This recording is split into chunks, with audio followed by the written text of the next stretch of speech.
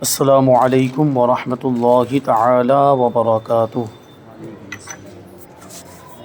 نحمدہ ونصلی ونسلم علی رسولہ الکریم، اما بعد فاعوذ باللہ من الشیطان الرجیم، بسم اللہ الرحمن الرحیم۔ ان اللہ وملائکتہ یصلون علی النبی یا ایہا الذین آمنوا صلوا علیہ وسلموا تسلیما۔ اللہم صلی علی سیدنا و مولانا محمد معدن الجود والکرم وآلہ الکرام وابنہ الکریم وبارک وسلم صلاۃ و سلاما علیک یا رسول اللہ صلی اللہ تعالی علیہ وسلم۔ اس سے پہلے والے بیان میں گزرا کہ مزارات پر حاضر ہونا کیسا ہے۔ اب یہاں پہ سبق نمبر 6 میں پختہ مزار بنانا اور قبہ بنانا یعنی مزار پر گنبد وغیرہ بنانا کیسا ہے۔ فرماتے کہ انبیاء کرام علیہم الصلوۃ والسلام اور مشائخ اور علماء اور اولیاء اعظام رحمۃ اللہ علیہم کی قبروں پر مزار بنایا جا سکتا ہے، شرعاً اس میں کوئی حرج نہیں۔ مزار مطلب چہار دیواری اور اس کے اوپر گنبد و مینار وغیرہ بنایا جا سکتا ہے، اس میں کوئی حرج نہیں، کوئی گناہ نہیں۔ علامہ اسماعیل حقی رحمۃ اللہ تعالی علیہ قرآن کریم کی آیت کریمہ انما یعمر مساجد اللہ من آمن باللہ، آیت کریمہ کا معنی ہے کہ بے شک اللہ کی مسجدوں کو وہی تعمیر کرتے ہیں جو اللہ پر ایمان رکھتے ہیں۔ تو اس کے تحت فرماتے ہیں کہ علماء اور اولیاء صالحین کی قبروں پر عمارت بنانا یہ جائز کام ہے، جبکہ اس سے مقصود لوگوں کی نگاہوں میں عظمت پیدا کرنا ہو کہ لوگ اس قبر والے کو حقیر نہ جانیں، کیونکہ ظاہر سی بات ہے اللہ کے ولی کا جو مزار پاک ہے، ان کی جو قبر مبارک ہے اور کسی نیک بندے کی قبر ہے تو اس کی ایک الگ حیثیت ہوتی ہے، اس کی ایک الگ تعظیم بھی ہوتی ہے اور وہاں کچھ برکتوں والا معاملہ بھی ہوتا ہے۔ اس لیے وہاں پر مزار بنا دیا جائے یا وہاں پر چادر وغیرہ چڑھا دی جائے تاکہ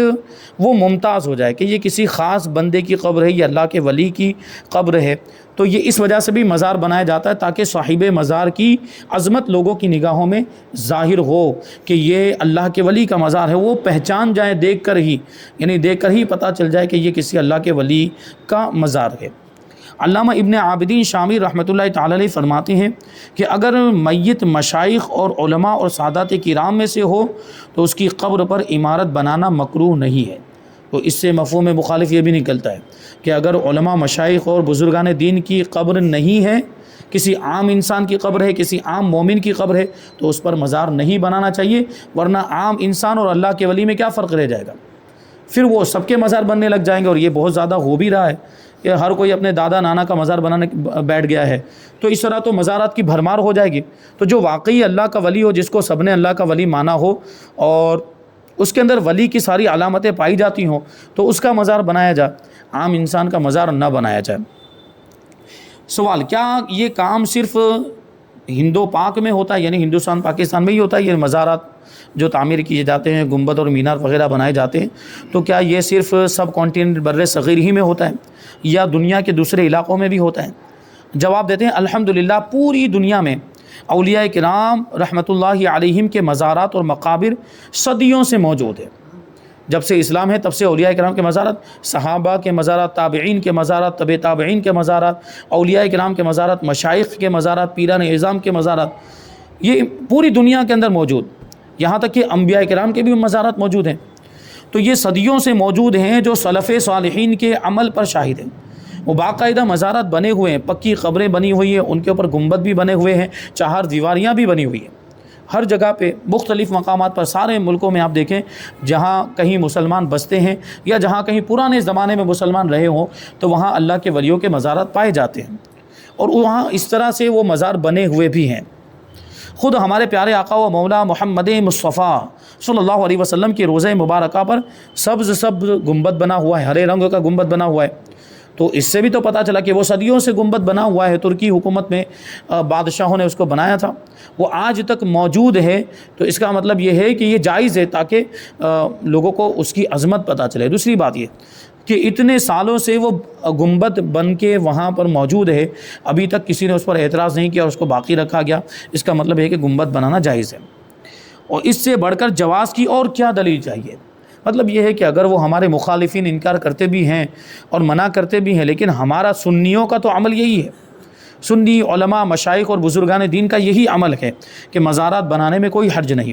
علماء و صلحاء یعنی نیک لوگ صدیوں سے وہاں حاضر ہوتے ہیں اور ان کے سامنے یہ گنبد بنا ہوا ہے، جو بلا شبہ جواز کی دلیل ہے۔ علماء بھی پہنچتے ہیں، فقہا بھی پہنچتے ہیں، اور بڑی بڑی شخصیات وہاں جاتی ہیں۔ مدینہ منورہ میں، مسجد نبوی میں حضور پاک صلی اللہ علیہ وسلم کے روضہ مبارکہ پر حاضر ہوتے ہیں، اور کسی نے آج تک یہ نہیں کہا کہ یہ گنبد یہ غلط بنا ہوا ہے، ناجائز طریقے پر بنا ہے، اس کو توڑ دینا چاہیے۔ کسی سنی نے یہ بات نہیں کہی، کسی گمراہ نے کہی ہو یا کسی گستاخ نے کہی ہو تو اس سے ہمارا کوئی لینا دینا نہیں ہے۔ ہم تو ہمارے سنی علماء کے عمل کو دلیل بناتے ہیں، اور ہمارے مشائخ کا عمل اور ان کا جو طریقہ ہوتا ہے وہ ہمارے لیے دلیل ہوتا ہے۔ بعض نادان مسلمانوں کے ذہنوں میں اس حوالے سے شبہات اور وسوسے ڈالنے کی کوشش کرتے ہیں، تو ان کے وسوسوں پر اور ان کے شبہات پر توجہ نہیں دینی چاہیے۔ یہ گنبد اور مینار وغیرہ بنانا جائز ہے ان کی عظمت کے لیے۔ سوال، کیا قبر کو پختہ بنا سکتے ہیں، یعنی پکی قبر بنا سکتے ہیں؟ جواب، میت کے ساتھ قبر کے متصل حصے کو پختہ کرنا مکروہ ہے، یعنی جو جہاں میت کا جسم ہے، اندر والے حصے کے اندر جس جگہ سے میت کا جسم لگا ہوا ہے اس کو پکا نہیں بنا سکتے۔ ہاں، اوپر سے باہر والا جو حصہ ہوتا ہے جو اس کے جسم سے متصل نہیں، میت کے جسم سے متصل نہیں، جو باہر کا حصہ ہوتا ہے وہاں سے قبر کو پختہ بنا سکتے ہیں۔ اور اللہ کے ولیوں کے جو مزارات ہوتے ہیں وہ اسی طرح بنے ہوئے ہیں، اندر سے پکا نہیں بناتے، اندر تو مٹی کا ہی رہتا ہے، یہ اوپر سے پکا بناتے ہیں صرف یہ مزار کو۔ تو اس طرح کرنا مکروہ نہیں ہے، اندر والے حصے کو پکا کرنا یہ مکروہ ہے۔ اگر قبر باہر سے پختہ اور اندر سے کچی ہو تو اس میں کوئی حرج نہیں ہے۔ سوال، کیا قبر پر نشانی کے لیے کتبہ یا پتھر وغیرہ لگا سکتے ہیں؟ کہ عام طور پر ہم مزارات پر تو دیکھتے ہیں کہ مزارات پر وہ تختی لگی ہوتی ہے، وہ کتبہ لگا ہوتا ہے اور اس پر اللہ کے ولی کا نام بھی لکھا ہوتا ہے، اور بسا اوقات ان کی تاریخ وصال بھی لکھی ہوتی ہے کہ کس سال میں ان کا وصال ہوا اور عرس کب منایا جاتا ہے، وہ سب لکھا، کچھ اس میں تفصیل، کچھ تھوڑی سی ڈیٹیل اس میں ہوتی ہے۔ تو عام مومنین کی قبروں پر یہ کتبہ یا تختی یا کوئی پتھر وغیرہ لگانا کیسا ہے نشانی کے طور پر؟ جواب دیتے ہیں کہ مسلمانوں کا اپنے عزیز و اقارب کی قبروں پر نشانی اور پہچان کے لیے کتبہ لگانا جائز ہے، تاکہ پتہ چل جائے کہ یہ ان کے رشتہ دار کی قبر ہے، یہ دادا کی ہے، یہ نانا کی، یہ والد صاحب کی، یہ والدہ کی ہے، یہ پتہ چل جائے تو اس لیے لگا سکتے ہیں۔ لیکن دیکھیں ہمارے یہاں پہ ابھی تو کیا ہو رہا ہے کہ ایسا تو ہے ہی نہیں ہے کہ ایک بار کسی کو دفن کر دیا تو اب اس میں دوسرے کو نہیں دفن کرتے، بلکہ اب تو بار بار یہ ضرورت کی وجہ سے، جگہ کی کمی کی وجہ سے شہروں میں جہاں آبادی بہت زیادہ وہ دن بدن بڑھتی جا رہی ہے، تو ایسی صورت میں جگہ کی کمی کی وجہ سے وہاں اجازت بھی ہے کہ ایک قبر میں اگر نشانات بالکل ختم ہو گئے ہیں اور مردہ بالکل گل کے ختم، اس میں کوئی بھی چیز باقی نہیں ہے، کفن کا بھی کوئی حصہ نہیں، ہڈیاں وغیرہ بھی سب ختم ہو گئی، بوسیدہ ہو گئی، تو وہاں پہ دوسرے مردے کو دفن کیا جا سکتا ہے۔ تو جب دوسرے مردے کو دفن کرتے ہیں، اس طرح کئی مردے ایک قبر کے اندر ہوتے، تو آپ ایک کتبہ کسی ایک مردے کے نام کا کیسے لگا سکتے ہیں؟ تو اسی قبر میں 4-5 مردے ابھی تک دفن ہو چکے ہیں، تو کسی ایک کے نام پر وہ قبر کیسے متعین ہو سکتی ہے؟ تو وہاں لگانا بے فائدہ ہے۔ جہاں متعین ہو جائے کہ یہ ایک ہی کو دفن کیا جائے گا، کسی اور کو اس میں دفن نہیں کیا جائے گا، تو وہاں وہ کتبہ لگایا بھی جا سکتا ہے، وہاں تختی لگائی بھی جا سکتی ہے۔ بہرحال اگر اس کے جائز ہونے یا ناجائز ہونے کی بات کریں تو اس کے جائز ہونے میں کوئی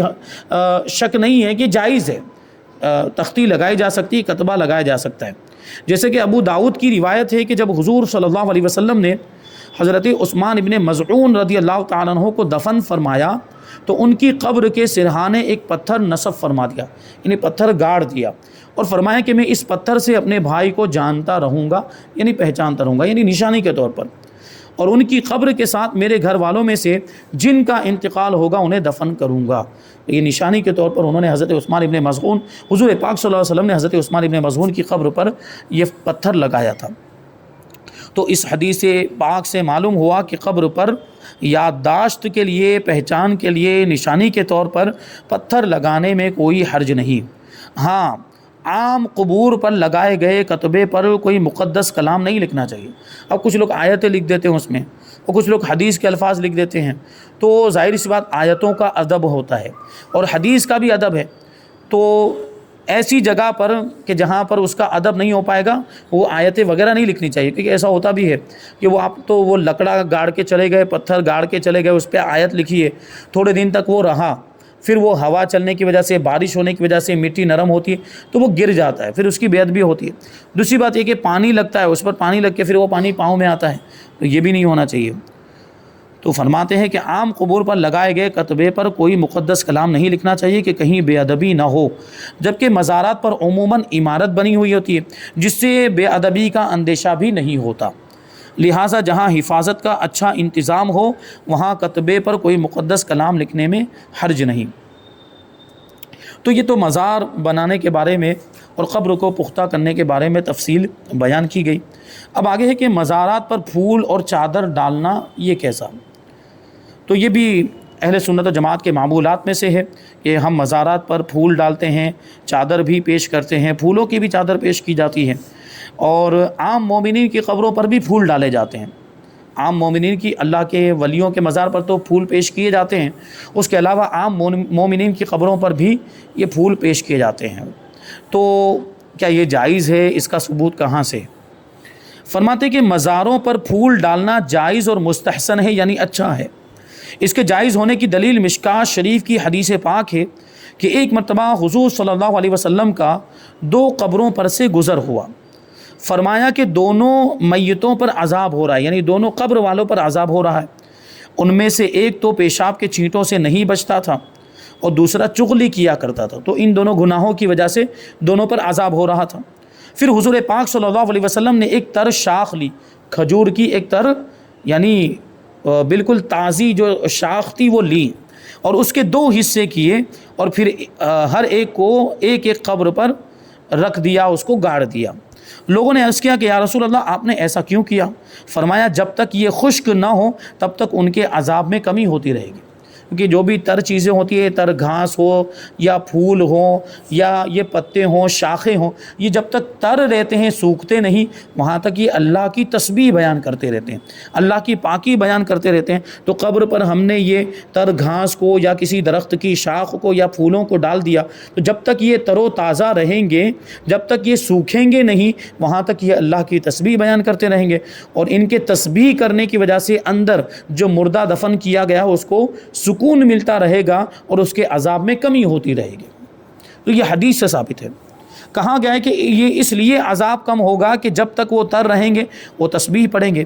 اشیعۃ اللمعات میں اسی حدیث کے تحت ہے کہ اس حدیث سے ایک جماعت دلیل پکڑتی ہے کہ قبروں پر سبزہ اور گل و ریحان ڈالنا جائز ہے، یعنی کوئی چیز اگا بھی سکتے ہیں وہاں پر، اور بسا اوقات تو خود بخود وہاں گھاس اگ جاتی ہے، اور مخصوص قسم کے کچھ پودے ہوتے ہیں جو اگ جاتے ہیں۔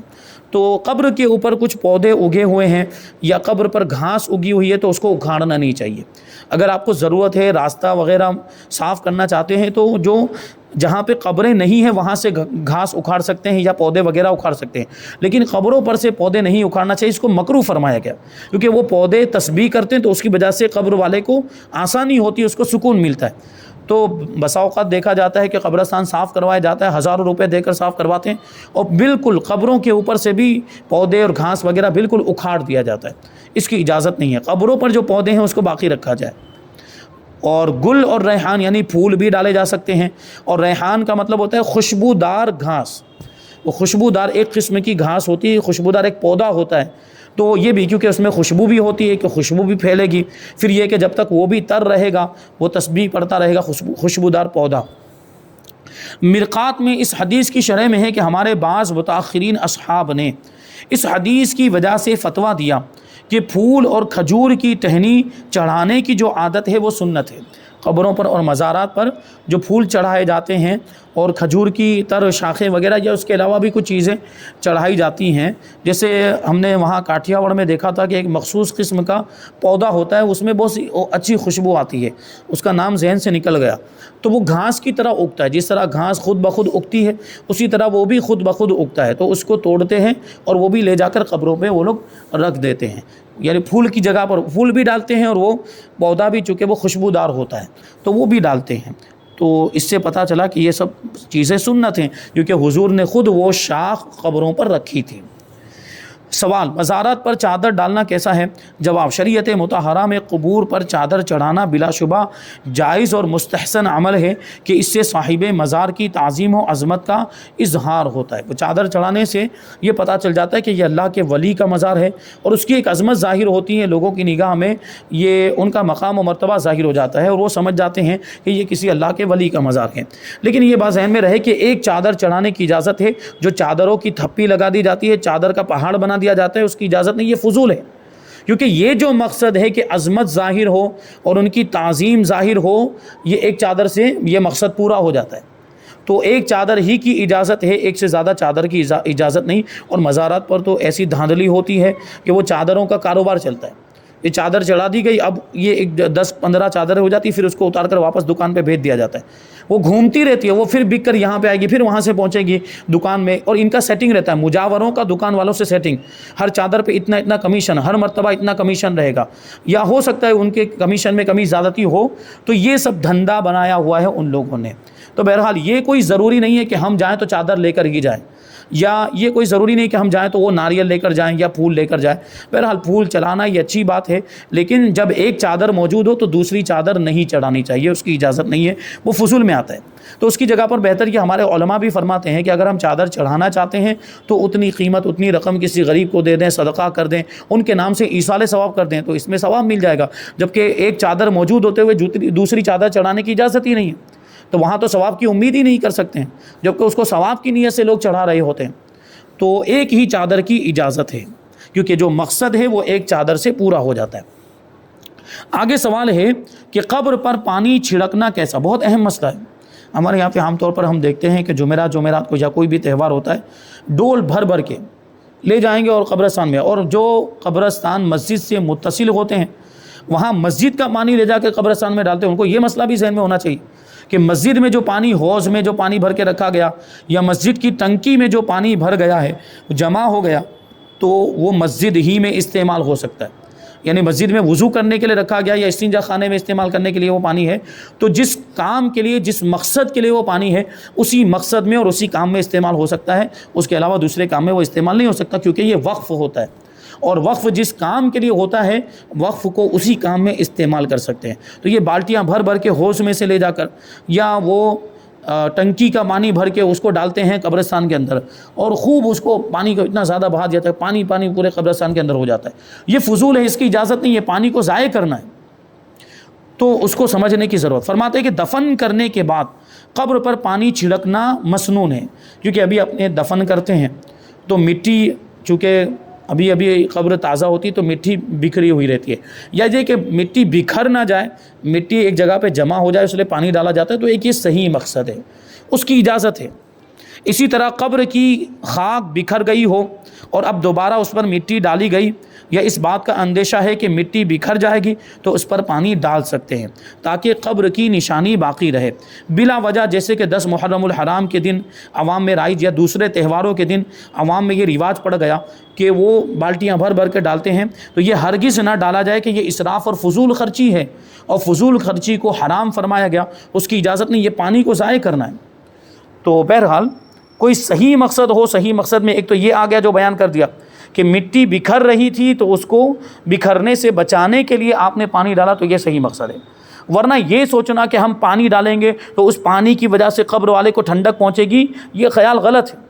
وہ اندر چلا گیا، اوپر آپ جتنا بھی پانی ڈالتے رہیں، اگر وہ گنہگار ہیں اور اس کے اعمال صحیح نہیں تھے تو اس کو عذاب ملنے والا ہے۔ اگر آپ چاہتے ہیں کہ آپ کے رشتہ دار کو جو قبر میں ہیں ان کو راحت پہنچے، تو ان کے لیے ایصال ثواب کریں،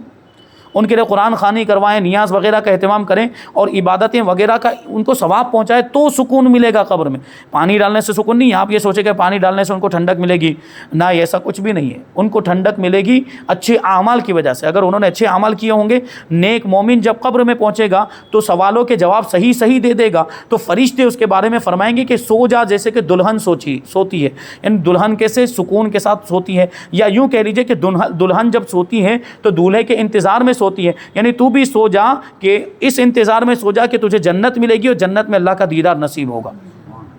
اور پھر اسی قبر کشادہ کر دی جاتی ہے، جہاں تک نگاہ پہنچے وہاں تک اس کی قبر کو کشادہ کر دیا جاتا ہے، اور اسی قبر میں جنت کی کھڑکی کھول دی جاتی ہے، تو جنت کی ٹھنڈی ٹھنڈی ہوا آنے لگتی ہے۔ تو تو یہ نیک اعمال کی وجہ سے ہوتا ہے، پانی چھڑکنے کی وجہ سے نہیں ہوتا، پانی چھڑکنے کا اس سے کوئی لینا دینا ہی نہیں ہے۔ تو اگر آپ چاہتے ہیں کہ آپ کے ماں باپ کو یا آپ کے رشتہ دار یا آپ کے مرحومین جو قبر میں چلے گئے ان کو راحت پہنچے، تو ان کے لیے ایصال ثواب کریں، نیک کام کریں، اور اولاد کو چاہیے کہ قرآن خوانی کر کے، اب تو آج تو اولاد کے معاملات ایسے ہیں کہ خود قرآن پڑھنا جانتے ہی نہیں، تو ایصال ثواب کیا کریں گے؟ اور ماں باپ کی بھی یہ کوتاہی ہوتی ہے کہ اپنے بچوں کو اسلامی تعلیم نہیں دلاتے، دنیاوی تعلیم میں خوب توجہ، 12ویں تک پڑھا رہے ہیں، BA پڑھا رہے ہیں، دوسرے کورس کرا رہے ہیں، یہ سب کروایا، اتنا خرچہ ٹیوشن وغیرہ پہ کر رہے ہیں، لیکن دینی تعلیم پر کوئی توجہ نہیں ہے، جبکہ یہی تعلیم آخرت میں کام آنے والی، قبر میں جانے کے بعد ان کو یہی بچے پڑھیں گے تو وہ کام آئے گا۔ جیسے کہ حضرت نے واقعہ سنایا تھا بسم اللہ والا واقعہ، کہ عذاب ہو رہا تھا باپ پر، لیکن جب بچے نے جا کر مکتب میں مدرسے کے اندر بسم اللہ پڑھی تو اس کے صرف بسم اللہ پڑھنے کی برکت سے اس سے عذاب کو ہٹا دیا گیا۔ اور یہ سوچے کہ خالی ابھی بسم اللہ پڑھا، پورا قرآن پڑھ لے گا تو کتنا ثواب ملے گا اور اس کو کتنی راحت۔ اچھا قرآن پڑھ لیا، پھر اگر حدیث پڑھے گا یا دوسری چیزیں پڑھے، اور مان لیجئے کہ اگر عالم بن گیا، اگر فاضل بن گیا، مفتی بن گیا، تو اس کو پھر کتنا ثواب ملے گا قبر کے اندر۔ تو یہ سب چیزیں ہیں، اس پر توجہ دینے کی ضرورت ہے۔ پھر یہاں پر یہ پھول اور چادر ڈالنے کا بیان مکمل ہوا، اب زیارت قبور کا بیان، قبروں کی زیارت کرنا، مزارات کی زیارت کرنا اور نظر و نیاز کا بیان، انشاءاللہ یہ ساری باتیں ہم آئندہ درس میں شامل کریں گے۔ اللہ تبارک و تعالیٰ کی بارگاہ میں دعا ہے کہ جو کچھ بھی بیان ہوا اس پر ہم سب کو عمل کرنے کی توفیق عطا فرمائے۔ وما علینا الا البلاغ۔ السلام علیکم۔